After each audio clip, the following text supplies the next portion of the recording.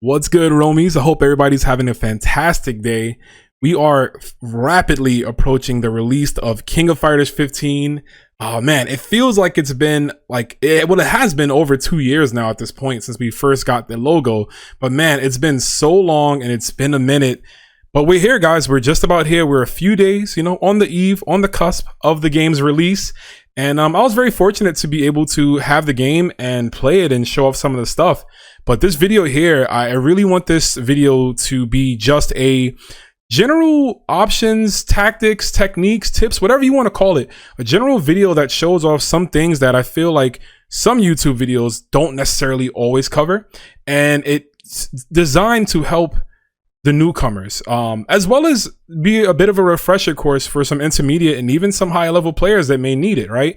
I do cover a bunch of things in here, and I didn't want to just generalize it as a beginner tutorial, right? Because it just encompasses a lot. But I just want to say, I hope you guys enjoy the video, but I do have a few things to preface, however you say it, before we get into the video. And one is that I'm going to link the timestamps for each topic that I talk about, though I really would like if you did watch the entire video, because I feel like everyone can learn from this video, especially if you're trying to get stronger in not just KOF 15, but KOF as a whole, right?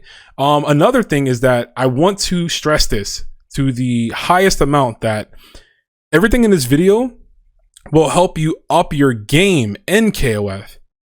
However, it does not help you if you do not have the core fundamentals of fighting games, meaning you have to have a solid understanding of how the normal pace of a match works, right? How neutral works in most situations, how just even the basic concepts of whiff punishing and anti-airing and just everything, right? So this doesn't necessarily make you a stronger KOF player without your cores. Think of it this way, this might be a little bit of an erratic example, but if you're a skateboarder, this video will teach you how to go down an incline ramp, or it'll teach you how to do a backside kickflip. But if you don't understand how to ride on the board or have the basics enough to understand how to ollie, it's not really going to matter. So again, while I do stress that you watch this video, as it will help you get better in KOF, it doesn't help players that don't understand the core basics. So it is very important that you understand that first, and then you can use these on to help add on to your KOF levels. But I'm rambling on, guys. Let's get into the video. Every fighting game on the planet has command normals, but in KOF, they have multifaceted usages. First are command normals in their raw form, generally having common properties such as dedicated overheads or lows, some even having hard knockdowns like Leona's forward B. First up, we'll be covering command normals. Command normals are an extra set of normals that characters have in conjunction with the game's 4 or 6 button scheme that are done with certain inputs, usually forward or back and an adjacent button. Command normals can also be comboed into, which separates KOF from a lot of other titles, and it is a very important cog in the overall fundamental wheel. Most, if not all, B&Bs in KOF either start with a light normal or two, into a command normal, into special,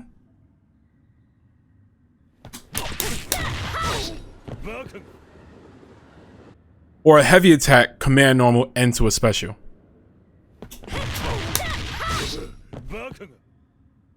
Note that command normals lose their additional properties when they are used in a combo or a block string to balance them out.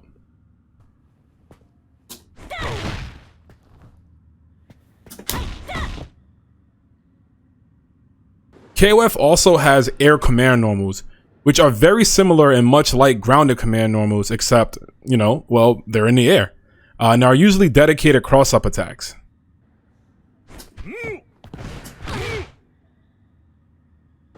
Now, cut 3, 2, 1. Now here's where air command normals really become interesting. Much like other fighting games, backdashing counts as you being in the air. And KOF takes that literally and allows you to do command normals as well in the air, or certain special moves off of a backdash.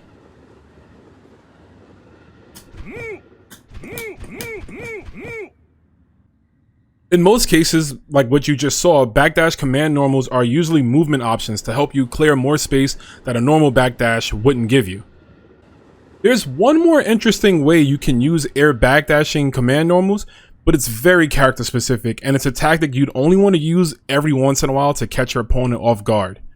So while you're in the corner, characters like Kill or Angel can use their backdash command normal for a surprise attack on players crouching next to you on your wake up.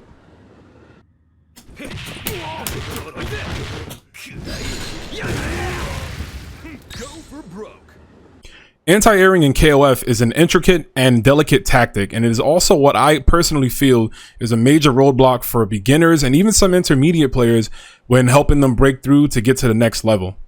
What causes this issue is the fact that in KOF you have 4 jumps, and aggressive players will abuse them, especially if you don't check them. They will not stop using them. Knowing which tactic to use versus those jumps are exactly what we're here to learn. So let's go over your anti-air options in the King of Fighters series. Short hops and close proximity are usually checked by jabs and or stand A's or B's, usually because they are fast enough to react with and they go a solid distance to cover your. Short hops from a further distance might make anti-airing with jabs a little harder, but they're still possible in some instances.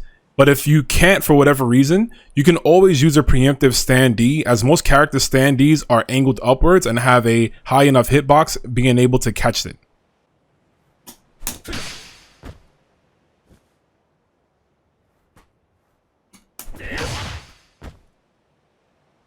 Anti-airing full jumps feels the most like traditional fighting games, and I mean that in a sense of where you have enough time to react to the full jumps with a standing heavy attack or a crouching heavy attack that's angled upwards.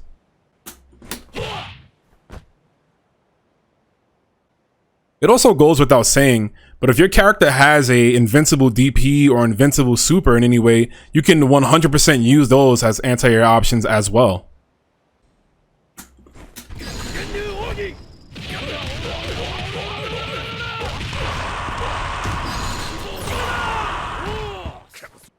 There's one more anti-air option that I want to teach you guys, and it is a very, very impressive tactic and crucial to King of Fighters and higher levels of the game, and that is the ever so satisfying anti-air low.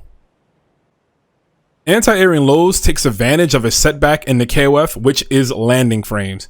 And in KOF, upon landing on the ground, there's a gap of 1 to 2 frames in which you can't crouch guard immediately.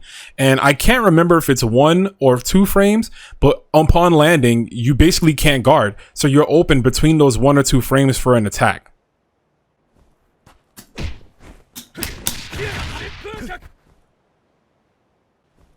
This is a very, very strong tactic in the King of Fighters, as it allows you to low profile jump normals and leaves them open for big combo damage instead of you just getting a traditional 1 button anti-air or DP anti-air.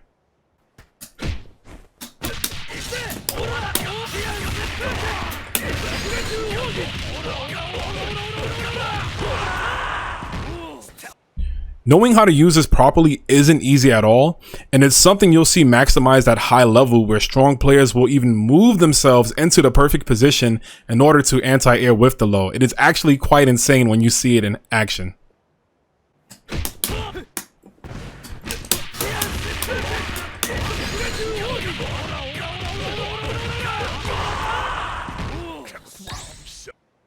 The one downside to this way of anti-airing is that if your opponent is ready for you and they know that you're fishing for it and looking for it, they can simply just delay their jump normal to hit low enough in order to blow you up.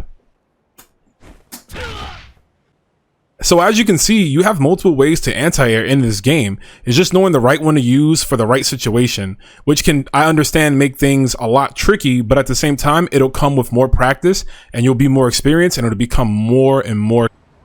So next up, let's get into this button hold trick. Now, the button hold buffer is a simple yet effective technique that can help make punishing moves even easier to do. In KOF, while you are blocking a string, you can input the command of a special move or a super and then press and hold the corresponding button that executes it. Now, what this does is it allows you to get your special or super move on the very first frame available after the true block string is ended, which gives you your desired punish as fast as you want. So here we'll use an example of Kill using his light uppercut to try and punish the first hit of Iori's Rekka, which usually goes unpunished. but it does have recovery frames and you are able to punish. It's just that once again, it's one of the harder moves to challenge because of the distance on it sometimes and because of the low amount of recovery frames. But first off, I'll show you how to try and punish it if I'm using a visual cue, and then we'll actually use the button hold trick to punish it.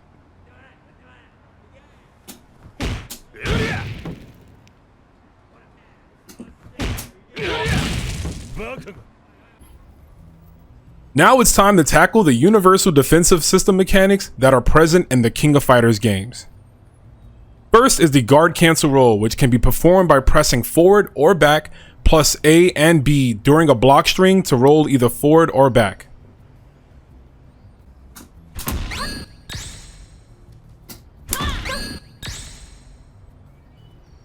Unlike regular rolls, guard cancel rolls are completely strike and throw invincible, meaning that they can get you out of any type of trouble you're in. Our next defensive mechanic is the guard cancel blowback, which is performed by pressing C plus D during a block string. And in this move right here, your character physically blows back the opponent, sending them away.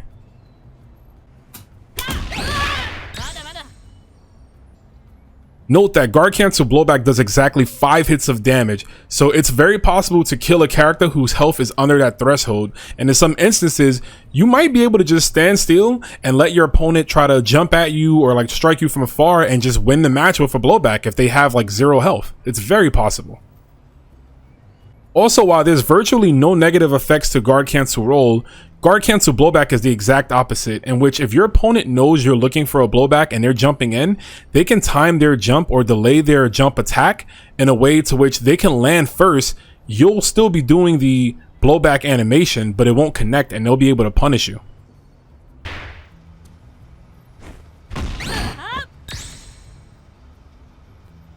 Now, while both these mechanics are inherently defensive, they do have some offensive capabilities that beginners and intermediate players should add to their repertoire to help them level up. 3, 2, 1. For instance, guard cancel roll can be used to punish untrue strings or negative moves that may be too far out of reach to normally punish.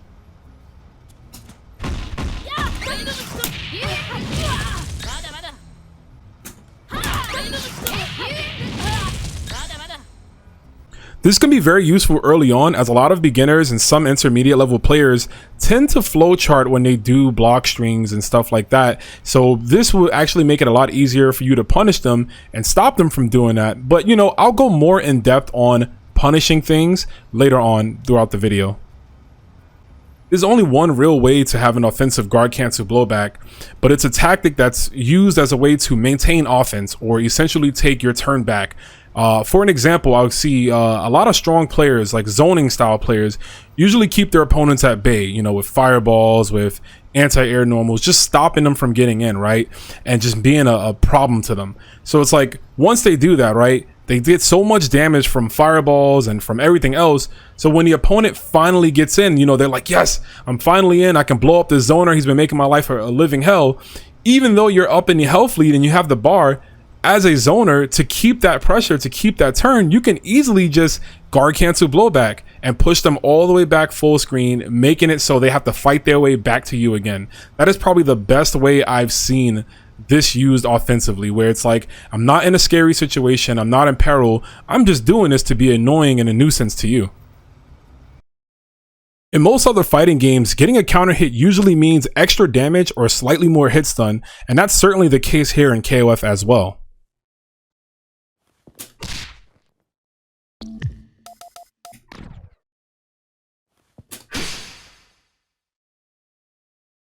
However, what KOF has that other games don't is obviously the blowback button, and of course in this case we're mostly talking about the air blowback, as it adds another juggle hit and pops the opponent higher after it connects, which could lead to so much damage. This is such an important and integral tactic that separates the upper level from the lower level, because a lot of beginner and intermediate players don't necessarily take advantage of this. There's times where they'll hit and they'll get a connected jump CD counter hit and they won't take advantage of that extra juggle. They'll just leave it alone and they miss so much damage. But once you're ready for it and you're looking for it, bro, the sky's the limit to what you could do. Here's some various examples on how to optimize and get big damage from these air blowback situations.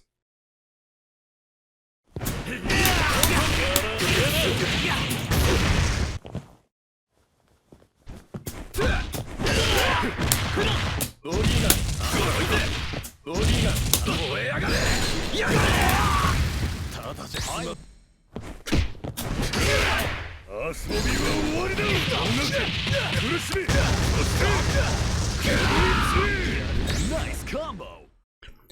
I fully understand that this is something that'll take a little more time to develop, especially for newer players, as they have to be able to be used to being in interactions like this and situations like this to understand how to like truly react and deal with it. So like I totally get that, but it is so integral and it is so important that you do not leave any damage on the table, especially not in KOF, because you do not want to get haunted.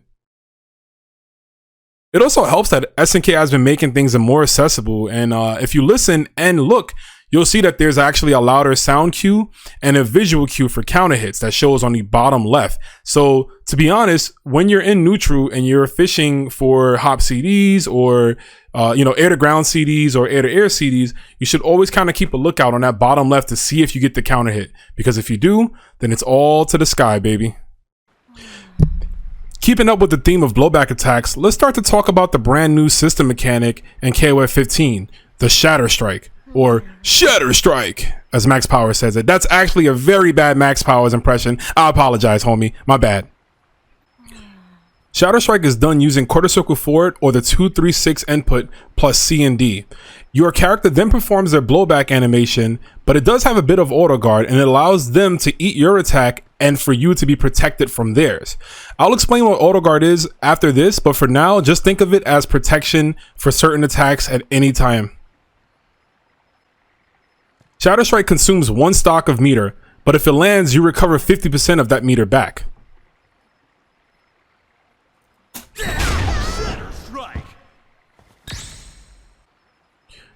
While it is a strong option to protect yourself, you have to be very mindful when using it, as the auto guard isn't on the earliest frames, meaning that a well-timed jump in or well-timed attack or meaty can hit you out of the startup frames of the Shatter Strike.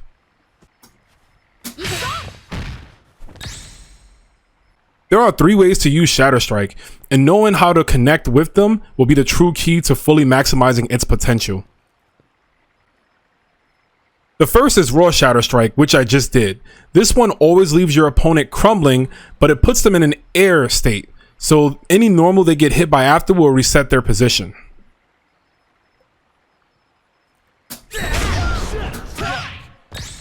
Knowing your character's anti-air conversion can be helpful in this and might lead to more damage.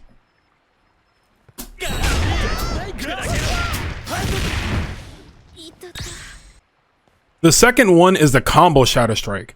I personally feel that this would be the most common used one of the mechanics, as you can combo into Shatter Strike from normals, and this version leaves your opponent crumbled yet again. However, this time they are grounded, allowing you to get a longer combo, as if you open up your opponent from a low or from a jump in.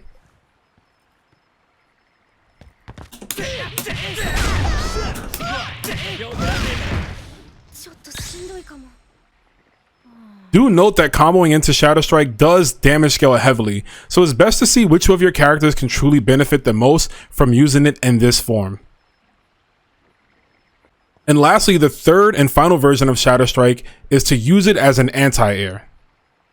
When Shatter Strike anti-airs, it sends your opponents to the wall and creates a wall bounce juggle.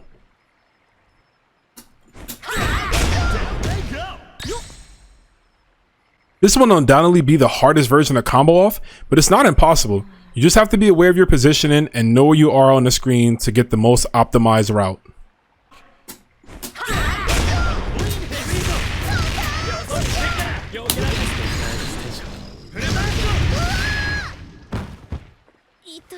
That's gonna leave a mark.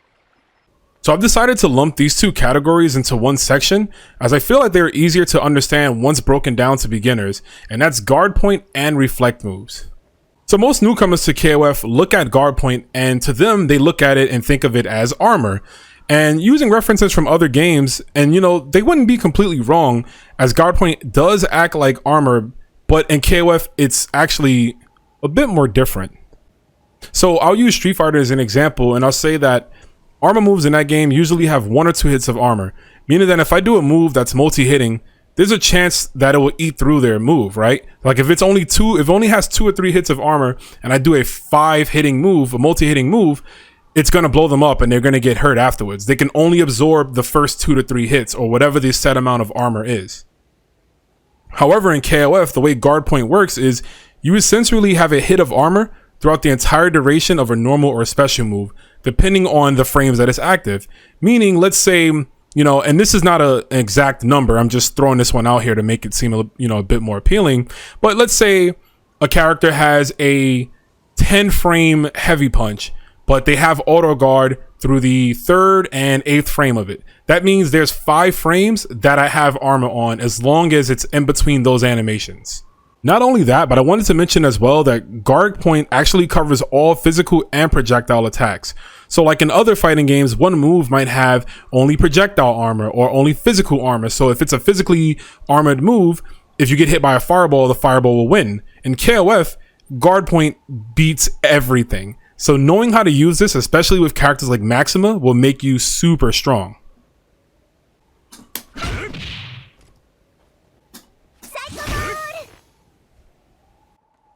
And of course, you know we gotta cover the most notorious use of auto guard in the KOF games, which is Clark's command B throw.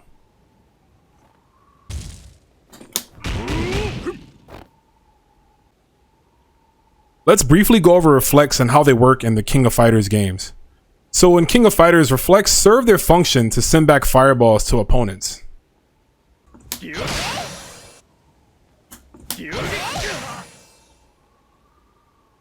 In most other games, you can only reflect a fireball adjacent to the level of strength of a button press that's similar. So for instance, a light fireball is going to lose to a light reflect, but an EX fireball might beat a light reflect. What separates KOF from other fighters is that reflects in this game tend to send everything back. That includes EX moves, that includes heavy attacks, that includes even supers.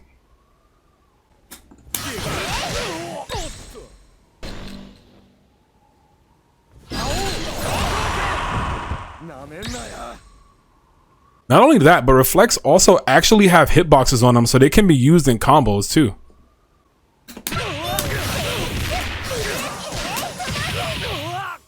High-level techniques on display here. Hey, look like it's time to cover everyone's favorite archetype, grapplers. Endgame system throws. That's really what we're talking about. We're just talking about how throws work, y'all. Whether it's command throws or normal throws. So let's get in there.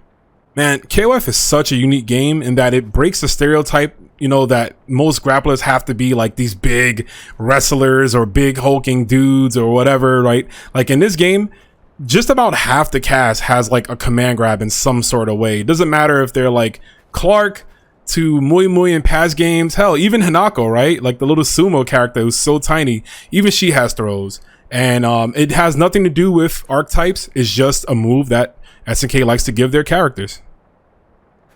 With that random tidbit out of the way though, let's now go over throws as a whole function in these games. Let's cover normal throws first, as they are performed with either forward or back in either C or D. The C version of the throw throws your opponent in front of you.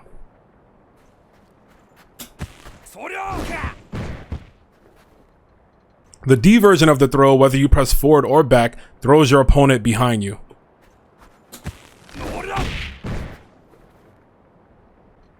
Throw teching is the exact same inputs as the regular throw. The good thing is that if your opponent, say, throws with forward and heavy punch, you can tech with even back and heavy kick, as it really doesn't matter which way you use it.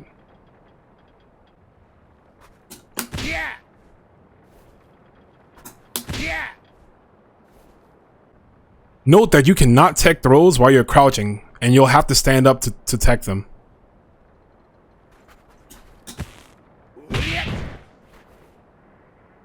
Having to stand in order to tech does open you up to lows, but if you're good enough, you can condition your opponent to get them to want to tick throw you and then punish their punishing attempt.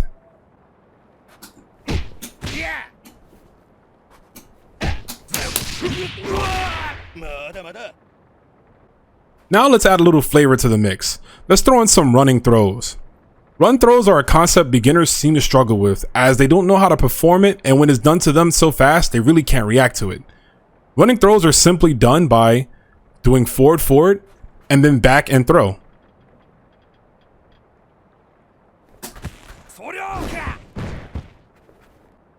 Learning how to do this consistently will boost your skill, as running throw interactions are a heavy part of the KOF neutral, especially close up. It's going to help you get in, it's going to help you close the distance, and it's so fast that you can snipe your opponent sometimes. Now let's move on to command throws. Command throws are unique in KOF, as in most cases you can combo into them, meaning all of your bread and butters could lead to a hard knockdown situation.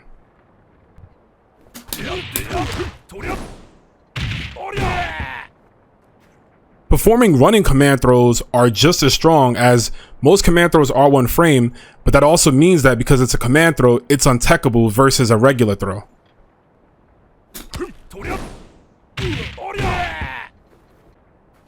What this means is that you can make performing running throws easier by simply starting with a forward input before the command throw, so the buffer allows for the first forward and second forward input to be registered as a run, but it retains the full 4, 1, 2, 3, 6 input, so that all you have to do is press punch or kick.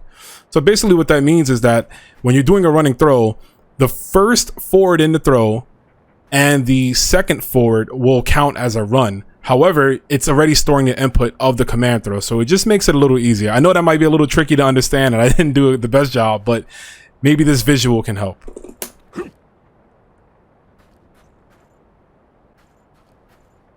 Throw supers generally follow the same formula as having a dedicated input for the cast, and that's usually double half circle back, or 6, 3, 2, 1, 4 twice and attack.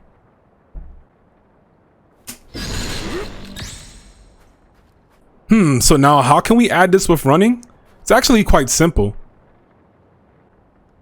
You first do the half circle back and then immediately press forward twice to input the run. At this point, the very first half circle back is already stored. So all you have to do is just input the rest of the second motion, and there it is. It does take some time to practice though, but work on it, as it is once again very integral and a strong tactic to catch your opponents off guard.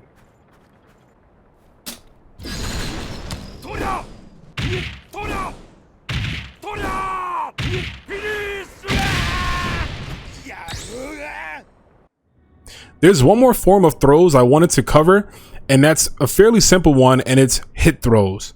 Hit throws are animated attacks that usually only get the animation after the initial hit connects.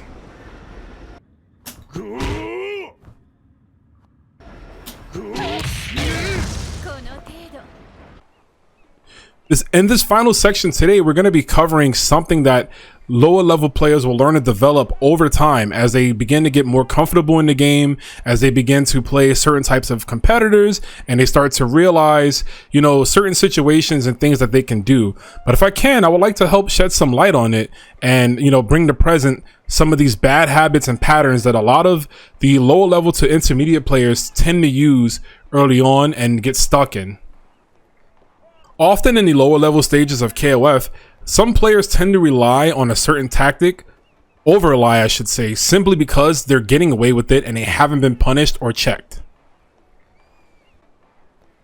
One of the most common ones you'll ever see is players depending too much on rolls. Rolling has its usages, and it can be good to not deal with fireballs and such, but rolling is both free to throws and has recovery frames, so you can punish.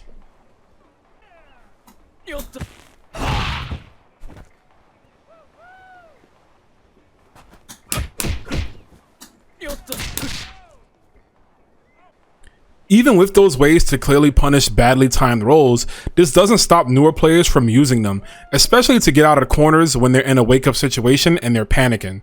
So once you're able to pick up on it, make them pay by baiting it out and appropriately punishing.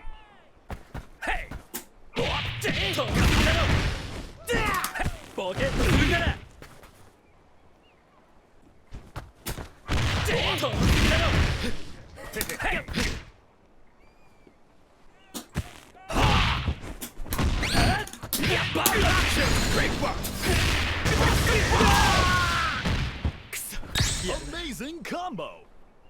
Beginners and intermediate players also tend to over-rely on doing fully untrue block strings that typically end with fireballs. In most cases, these are not true, not real strings and can be punished.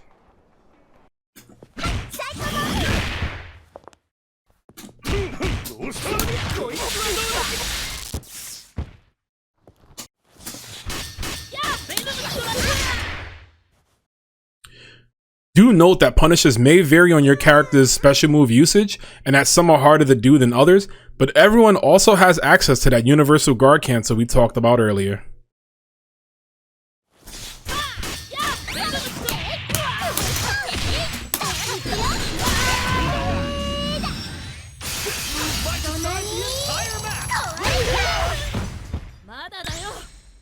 Throws get their time to shine as well in this category.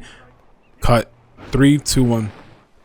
Throws get their time to shine in this category as well, as there are some moves that may not be fast enough to punish with a button, but can be punished with a command throw or a regular throw. Typically command throws that are 1 frames, because throws are normally 1 frames.